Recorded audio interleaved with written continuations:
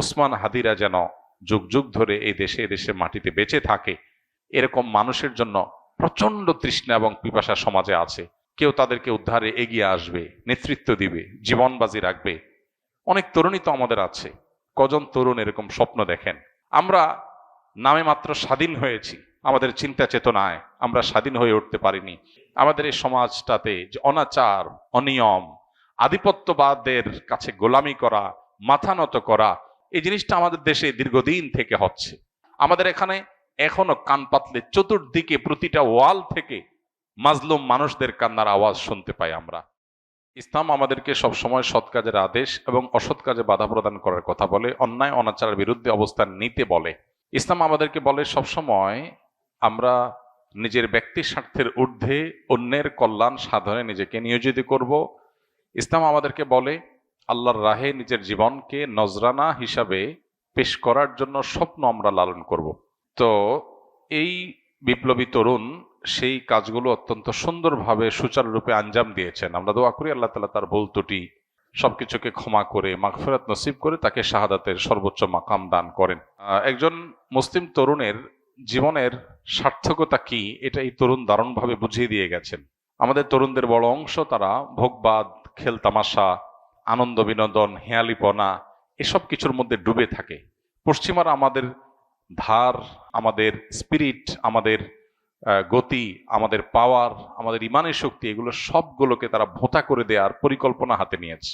আমাদেরকে নারীতে, মাদকে, বিভিন্ন বিষয়ে তারা আসক্ত করে ফেলেছে এবং এই ভোগের মধ্যে জীবনযাপন করাটাই বা ক্যারিয়ার বা নিজের গণ্ডির সীমাবদ্ধ চিন্তার মধ্যে আবদ্ধ থাকাটাকেই জীবনের লক্ষ্য হিসাবে যেন আমরা বেশিরভাগ তরুণরা আমরা বানিয়ে নিয়েছি।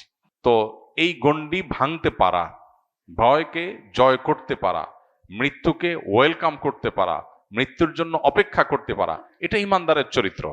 ওসমান হাদি তিনি যদি ইমানদার না হতেন, তিনি যদি মাদ্রাসা পড়ুয়া না হতেন, তিনি যদি তা মুসলমান পরিবারের আলেম পরিবারের সন্তান না হতেন, তার ভিতরে যদি দ্বীনি চেতনা না থাকতো, তিনি হয়তো তথাকথিত বিপ্লবী হতে পারতেন, কিন্তু মৃত্যুকে এতটা হাসি মুখে আলিঙ্গন করার এই শিক্ষা কোরআন হাদিস ছাড়ার কোথাও থেকে পাওয়ার কোনো সুযোগ নাই।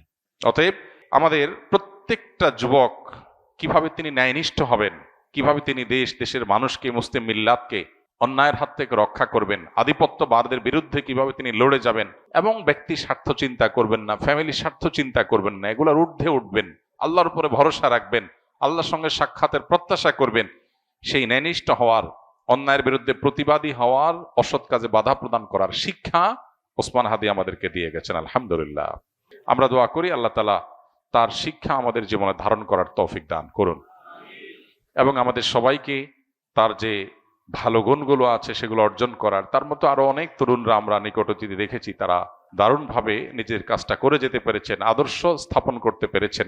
আমরা তাদের সবার জন্য দোয়া করি এবং তার শোকসন্ত পরিবারকে আল্লাহ তাআলা সান্ত্বনা নসিব করুন এবং তার আদর্শ যেন হারিয়ে না যায়। ওসমান হাদিরা যেন যুগ যুগ ধরে এই দেশে মাটিতে বেঁচে থাকে। এদেশে মানুষের বড় বেশি তৃষ্ণা, বড় বেশি পিপাসা, কেউ তাদেরকে উদ্ধারে এগিয়ে আসবে, নেতৃত্ব দিবে, জীবন বাজি রাখবে। অনেক তরুণী তো আমাদের আছে।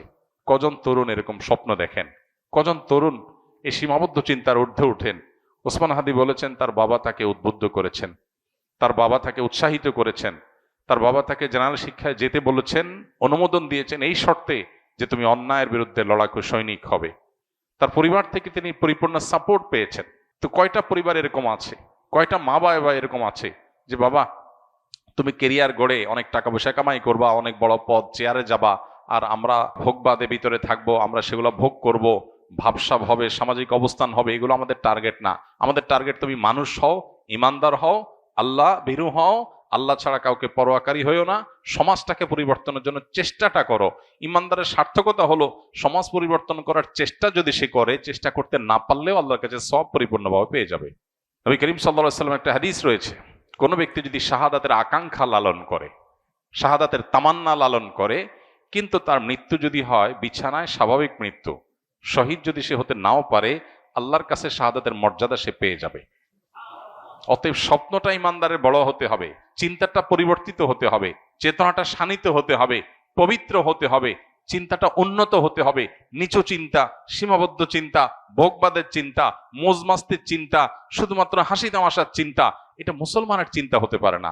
মুসলমান আব্দুল ইবনে ওমরের, বেলালের, আম্মারের, সোহাইবের, ওমর রাদিয়াল্লাহু তাআলা আনহুর, আব্দুল ইবনে আব্বাস রাদিয়াল্লাহু তাআলা আনহুর, খালিদ ইবনে ওয়ালিদ রাদিয়াল্লাহু তাআলা আনহুর, মুসআব ইবনে ওমর রাদিয়াল্লাহু তাআলা আনহুর আদর্শের সন্তান। তারা জীবন বাজি রেখেছেন, সব উৎসর্গ করে দিয়েছেন। আর ভোগ বিলাস এগুলো তো অন্য 10টা ছেলেও করতে পারে, আত্মত্যাগ সবাই করতে পারে না। সামান্য ক্যারিয়ারের চিন্তা নিয়ে আবদ্ধ হয়ে থাকা, সীমাবদ্ধ চিন্তার মধ্যে আবদ্ধ থাকা, এটা তো পৃথিবীর সব যুবক তরুণী করে। আমি ব্যতিক্রম, আমি ইউনিক, আমি ভিন্নতর, আমি মুসলিম, আমি অন্যরকম, এই বিষয়টা সবাই পারে না। এটার জন্য দরকার কোরআন এবং হাদিসের ইন্সপিরেশন, এটার জন্য দরকার কোরআন হাদিসের শিক্ষা, এটার জন্য দরকার হলো পারিবারিকভাবে সাহায্য, তাদের সহযোগিতা, তাদের সমর্থন। আল্লাহ তাআলা আমাদের তরুণদেরকে সবকিছু হাসিল করার তৌফিক দান করুন। আমাদের এই সমাজটাতে যে অনাচার, অনিয়ম, আধিপত্যবাদের কাছে গোলামি করা, মাথা নত করা, বিদেশিদের কাছে নিজেদের সবকিছুর বর্গা দিয়ে দেওয়া, এই জিনিসটা আমাদের দেশে দীর্ঘদিন থেকে হচ্ছে। আমরা নামে মাত্র স্বাধীন হয়েছি, আমাদের চিন্তা চেতনায় আমরা স্বাধীন হয়ে উঠতে পারিনি। আমরা পরিপূর্ণ স্বাধীনতার স্বাদ ভোগ করছি না। আমাদের এখানে এখনো কান পাতলে চতুর্দিকে প্রতিটা ওয়াল থেকে মাজলুম মানুষদের কান্নার আওয়াজ শুনতে পাই আমরা। আমাদের এখানে এখনো ন্যায় বিচার প্রতিষ্ঠা হয় নাই। আমাদের এখানে অন্যায় করে এখনো মানুষ পার পেয়ে যায়। এগুলো থেকে উদ্ধার করে একটা সুন্দর সমাজ বিনির্মাণ হবে, অন্যায়ের বিরুদ্ধে মাথা ছাড়া দিয়ে মাথা উঁচু করে কথা বলবে, এরকম মানুষের জন্য প্রচন্ড তৃষ্ণা এবং পিপাসা সমাজে আছে। দরকার কিছু তরুণের, দরকার কিছু যুবকের। আল্লাহ তাআলা শরীফ ওসমান হাদির মতো কিছু যুবক আমাদেরকে তৈরি করে দিন। তার যে সাহসিকতা, মৃত্যুকে উপেক্ষা করার, মৃত্যুর ভয়কে জয় করার, ভয় পাওয়ার যে সংস্কৃতি আমাদের দেশে আছে, বাবা ভয় পায়, মা ভয় পায়, স্বামী স্ত্রী ভয় পায়, নিজে ভয় পায়, সবাই ভয় পায়, ক্যারিয়ারের ভয়, ব্যবসা নষ্ট হয়ে যাওয়ার ভয়, চাকুরির ভয়, এই ভয়কে জয় করার জন্য কলিজা লাগে। আল্লাহ তাআলা সেই কলিজা, সেই সাহসিকতা, সেই ইমানের শক্তি আমাদের সবাইকে নসিব করুন। এবং আবারও দোয়া করি আল্লাহ তাআলা এই বিপ্লবীকে, এই তরুণকে তার ভুল ত্রুটিগুলোকে মাফ করে কিয়ামতের ময়দানে শহীদদের কাতারে সর্বোচ্চ সম্মানের সাথে তাকে শামিল হওয়ার তৌফিক দান করুন।